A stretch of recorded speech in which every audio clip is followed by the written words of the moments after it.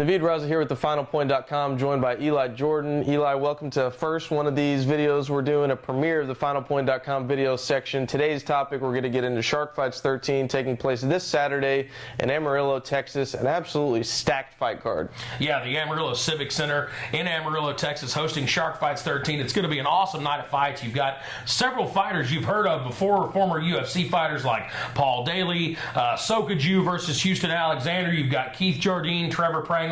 All these guys used to fight in the UFC. They're now fighting on this card up in Amarillo, Texas. Should be an awesome night of fights. Yeah, really. I believe there's still tickets available to this thing. If you live in the area and you're not going to go to this thing, you're insane. Yeah. Let's get into the fight card. Jorge Masvidal, Paul Daley. Paul Daley had a very famous exit from the UFC after being faced up with Josh Koscheck, and what would set up a title fight with George St. Pierre. I mean, we could be talking about Paul Daley on The Ultimate Fighter here if he would have got past Josh Koscheck, and his career would have, even if he lost to George St. Pierre after that fight, going on The Ultimate Fighter puts you on the map. But Josh Koscheck whispered some things in Paul Daley's ear after that loss. Paul Daley stood up, walked over to Josh Koscheck, and threw a right hook to his face after the fight. Immediately cut from the UFC. Yeah, and you can't blame Dana White for cutting a guy like Paul Daley after just throwing a blatant cheap shot in Josh Koscheck's face. Especially after the Strikeforce Nashville brawl that we saw take place on national television. Right, absolutely. And you know, in the UFC, that's one thing that they've made very clear they're not going to tolerate, and that is just poor sportsmanship, and Paul Daley displayed that to the absolute maximum with a cheap shot after the bell. UFC immediately released him from his contract. Since then, Daley's had a couple of fights. He makes his way back to the United States to fight in this fight against Jorge Masvidal, a guy, like you said, we don't know a whole lot about, but there's one thing we do know about both these fighters is that they like to stand up and bang. Yeah, and we've seen in the past people who do stand and bang with Paul Daley usually go to sleep. So I'm going to have to take Daley in this one by knockout. Yeah, I've got to agree with you, and this is based on not knowing a whole lot about Jorge Masvidal, but I'm going to go with Paul Daley as well by knockout. Yeah, next fight, Ramiro Sokaju, Houston Alexander. Alexander also had kind of a strange exit from the UFC, was faced off against Kimbo Slice.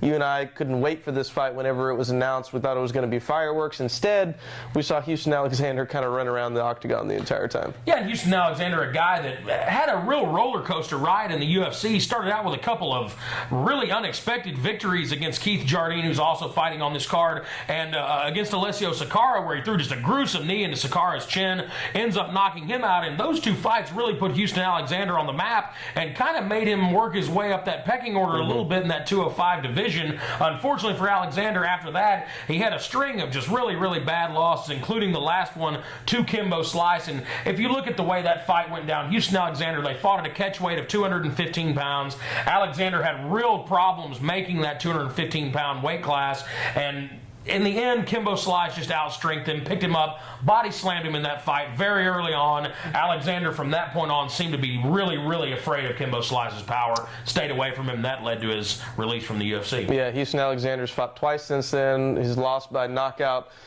in his previous fight, and then his last fight he won via decision. But Houston Alexander, a guy that came onto the scene, and you were just floored after watching his fights. The knockout that he had on Keith Jardine, when you saw that, you said, oh my God, this guy's a real deal. Since then, he's kind of fallen off. And fighting a guy like Ramiro Sokaju, who, for only being as young as he is, has a ton of fights under his belt. Yeah, and Sokaju, just 26 years of age, has a laundry list of fights, including several in the UFC. Fought Lyoto Machida, who eventually went on to win the light heavyweight title in the UFC, but really a good fighter. He stays very active. He's fought in Pride. He's fought in Dream. He's fought in the UFC. He has a ton of fights for being just 26 years old. I think that's really going to make the difference in this fight. A 26-year-old Sokaju taking on a 38-year-old Houston Alexander.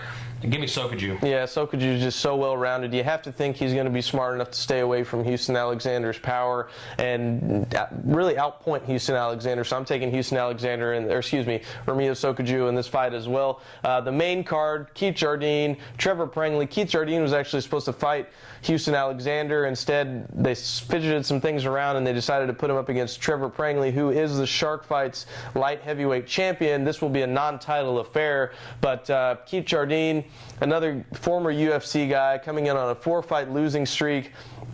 losing his last fight to Matt Hamill, and then 2 knockout losses to Thiago Silva, Ryan Bader, and a decision loss to Rampage Jackson that could have went either way. I mean, they talked to some judges after that fight, and they said if Keith Jardine wouldn't have got caught in the final 20 seconds of that fight, he possibly could have won that via decision. Yeah, and I would completely agree with the judges that said that. I felt like Jardine was probably outpointing Rampage Jackson in that fight, and then you move on after that loss, which was probably a devastating loss for Jardine. Then you've got a couple of fights against Thiago Silva and Ryan Bader, some real up-and-comers in that 205 weight class. You've got Ryan Bader, who's really going to be, I feel like, a real contender here in the next year and a half. And if you look at it, next, so that'll be... and you know, and Jardine's a guy that has always stepped up to fight. He's never turned one down. He's fought guys like Forrest Griffin. He's fought Chuck Liddell, Vanderlei Silva. You name it, he's fought them.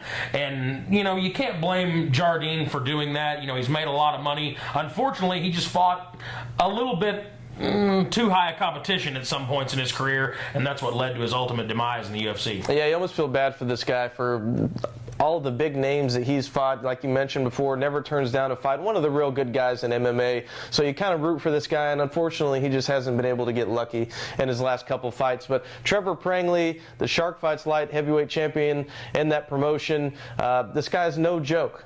Yeah, Trevor Prangley, a guy who has fought in the past at 185. He's fighting at 205 for this particular fight against Jardine.